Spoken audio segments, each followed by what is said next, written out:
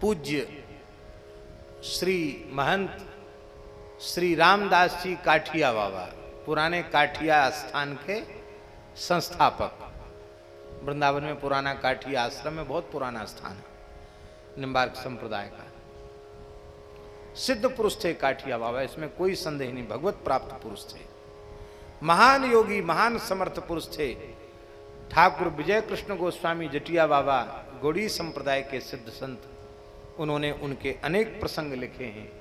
काठिया बाबा, जटिया बाबा और पहाड़ी बाबा, ये तीनों एक ही काल के महापुरुष थे। तीनों का परस्पर बहुत प्रेम था। एक गौड़ीय संप्रदाय के जटिया बाबा, रामानंद संप्रदाय के पहाड़ी बाबा और निम्बार्क संप्रदाय के काठिया बाबा, इन तीनों का बड़ा भारी प्रेम था परस्पर। और तीनों का ही वृंदावन में स्थान था। जटिया बाबा ने भी साधना वृंदावन में ही की थी। बड़ा प्रेम था इन महापुरुषों का। तो बाबा थे तो बड़े सिद्ध, लेकिन स्वभाव उनका ऐसा अटपटा था कि जल्दी कोई व्यक्ति उनके पास चिपक न पावे, ऐसा था हमारा। ब्रज विदेही महंत थे। चार संप्रदाय के जो खालसे के चार महंत होते, उनमें एक महंत श्री रामदास जी काठिया बाबा निम्बार्क संप्रदाय की सीट का वे प्रतिनिधित्व करते थे। और ब्रज 84 कोस परिक्रमा काठिया बाबा की परंपरा से निकलती ही थी। बाबा इतने शौचाचार संपन्न थे, उनकी गौ माता भी उनके साथ चलती थी। वो अपनी ही गौ माता का दूध पीते थे, उसी के गोबर के कंडा से उनका हवन वगैरह होता था। एक महात्मा थे, उनके शिष्य थे, उनका नाम था गरीबदास जी, वही सेवा करते थे महाराज की। और महाराज इतनी बात बात पर गुस्सा करें कि शायद दुर्वासा जी भी गुस्सा करने में पीछे हो जाएं उनसे, ऐसा स्वभाव उनका। और सिद्ध ऐसे थे कि उस समय कलकत्ता के बड़े बैरिस्टर चौधरी बाबू, जिनका आगे चलकर नाम श्री संतदास काठिया हुआ, तो रामदास जी काठिया बाबा के उत्तराधिकारी शिष्य हुए। महाराज हाई कोर्ट कलकत्ता में था, सुप्रीम कोर्ट लंदन में था, अंग्रेजी शासन की बात है। तो चौधरी बाबू छत पर सो रहे थे, गर्मी का समय था, और काठिया बाबा आकाश मार्ग से आए। ऐसे सिद्ध योगी थे। ए चौधरी उठ, साधन कर, साधन कर, भजन करने आया, सोने नहीं आया, भजन कर, भजन कर। क्या भजन करूं? बोले बैरिस्टरी काम नहीं देगी, भजन करेगा तो ही पार पड़ेगा। क्या करूं? तो नाम बता, ये नाम जपा कर। और वो तो कृपा करके बाबा चले आए। अब चौधरी बाबू बैरिस्टरी छोड़ के पूरे भारत में घूमे। वो महात्मा जिन्होंने आकाश मार्ग से आकर जगाकर कृपा की, वे कौन है? और वो घूमते घूमते आए वृंदावन में, तो देखा बाबा एक लंगोटी लगाए, काठ का आड़बंद पहनते थे, धूना चैतन्य था।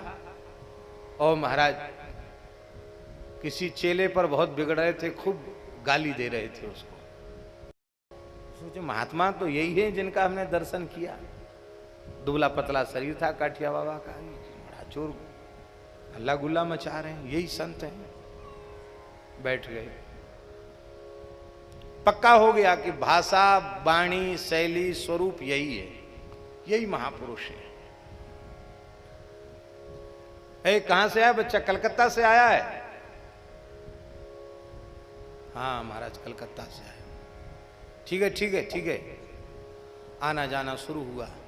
अनेक चमत्कार भी उन्होंने देखे, लेकिन मन में सोचा कि मैं पढ़ा लिखा आदमी और ये महात्मा इतने खरे स्वभाव के, इच्छा तो हो रही कि घर द्वार संसार छोड़ के बाबा जी बन जाऊं, लेकिन इनके पास हमारा गुजारा होगा कि नहीं, तो थोड़ा देख लें इनके पास रह के कि हमारी गुजर बसर हो पाएगी कि नहीं।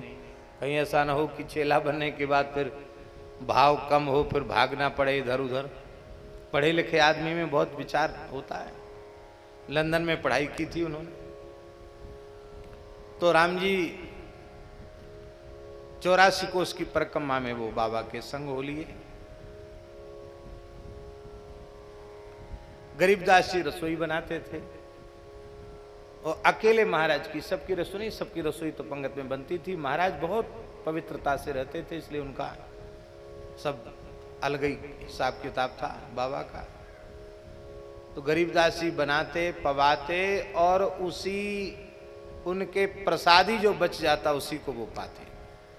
और बाबा डांटते, फटकारते, मारते उनको, सबके बीच में बहुत उनका अपमान करते। मन में सोचते चौधरी बाबू, आश्चर्य की बात है, सेवक के प्रति तो सबका प्रेम होता है, लेकिन कोई दुश्मन के साथ ऐसा व्यवहार नहीं करेगा। बेचारे को जब देखो तब गाली देते हैं, जब देखो तब उसको अपमान करते हैं, मारने पीटने लग जाते हैं, ठीक नहीं है। मन में सोचते कहीं हम भी चेला बने, हमारे साथ ऐसा हुआ तो हम तो भाग खड़े होंगे, हम तो नहीं एक दिन भी रुक पाएंगे। मन में सोचते। एक दिन ऐसा हुआ कि गरीबदास जी बना रहे थे रसोई महाराज की, अमनिया ठाकुर जी का, और टाट से जगह घेर दी जाती थी, गाय के गोबर से लिप जाता था। एक महिला बंगालीन आई और उसने आकर केवल टाट को छूकर ऐसे देख लिया कि भीतर क्या हो रहा है। बाबा ने देख लिया, अब बाबा चिल्लाए, वो भगी।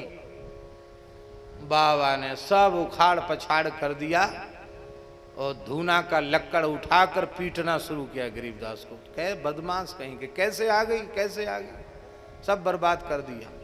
बर्तन तोड़ दिए, बर्तन फोड़ दिया और आटा गिरा दिया, सब विध्वंस कर दिया। इतनी पिटाई किया कि गरीबदास बेहोश हो गए। चौधरी बाबू ने कहा बस आखिरी दंडोत है, गुरुजी को अब चेला नहीं बनेंगे। ऐसे महात्मा, रे राम राम। कहते दयाविन संत कसाई, और इनके भीतर तो दया का नाम मात्र नहीं है, कैसे महात्मा है। पर चलो परिक्रमा तो पूरी कर ही लेते हैं। थोड़ी देर में अब बाबा तो बस मार पिटाई करके गए, अपने आसन पर बैठ गए, ऐसे कपड़ा डाल के माला लेके भजन करने लगे। और गरीबदास जी धीरे से उठे, स्नान किया उन्होंने, फिर गैया का गोबर लाए, सब चौका लगाया, फिर चूल्हा चिताया, फिर रसोई बनाई। अब बना करके बाबा जौ खाते थे, जौ होता ना, जौ का आटा, जौ के आटे की रोटी बनाई, थोड़ा साग बनाया, भाजी, और बाबा को, ठाकुर जी को भोग लगाकर बाबा को अर्पित किया। बहुत सूक्ष्म आहार था बाबा का, तो इस हिसाब से बनाते थे कि बाबा पालें और कुछ बचा हुआ हमको भी प्रसाद मिल जाए। तो आज बाबा ने 24 घंटे में एक ही बार बाबा पाते थे, और शाम को रात में दूध लेते थे और कुछ खाते नहीं थे। आज बाबा ने ऐसी लीला की कि एक कण भी नहीं छोड़ा, सब खा गए। बचा कुची रोटी वे सबला सब धर दे, सब खा गए, पूरा खा गए। उसको पिटाई भी किया, उसको कुछ छोड़ा भी नहीं खाने के लिए। गरीबदास एक कटोरी में घी लेकर के बाबा के तलवे पर घी मलने लगे गाय का, तब तक उनके आंख से आंसू टपक गया। लाइट बिजली नहीं थी उन जमानों में। बाबा ने कहा, हे गरीबदास, ये पानी कहां से गिरा, रो रहा है क्या? उठ के बैठ गए, रो रहा है? जैसे पूछा रो रहा है, फूट फूट के गरीबदास रोने लगे। क्या हुआ, ज्यादा पिटाई कर दे इसलिए रो रहा है क्या? नहीं गुरुजी, ये तो हमारा सौभाग्य है, आपका इतना प्यार, आपका इतना स्नेह मुझे प्राप्त है, मेरा सौभाग्य। मैं आज इसीलिए रो रहा हूं कि इतने दिन की हमारी की गई सेवा बेकार हो गई। आज हम आपको समय से प्रसाद नहीं पवा पाए, आपको प्रसाद पाने में 2 घंटे 2.5 घंटे का विलंब हो गया। मैं इसलिए बहुत रो रहा हूं। मैं आपका बालक हूं, आपका चरण सेवक हूं। बस एक ही प्रार्थना है। वहीं बैठे थे, उसी समय बाबा ने उठा करके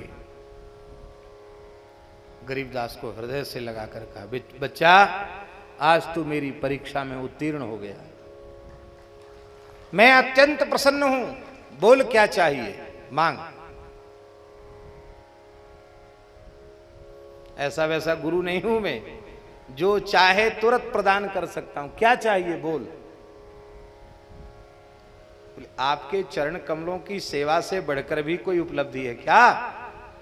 अंतिम क्षण तक में, हमारी जब अंतिम श्वास हो तब तक मैं आपकी सेवा करूं। और आप संतों के मुख से सुना है कि इसी जीवन में युगल सरकार का दर्शन हो जाए, यही मानव जन्म का फल है। तो एक बार युगल सरकार श्यामा श्याम की झलक पाना चाहता हूं, बस इतनी सी बात। हो जाएगा, हो जाएगा, हो जाएगा।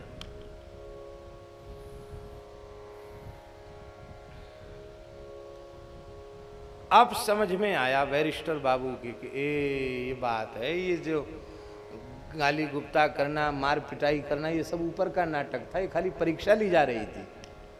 और आज उसका अंतिम पेपर था और अंतिम प्रश्न पत्र में आज ये साधक उत्तीर्ण हो गया।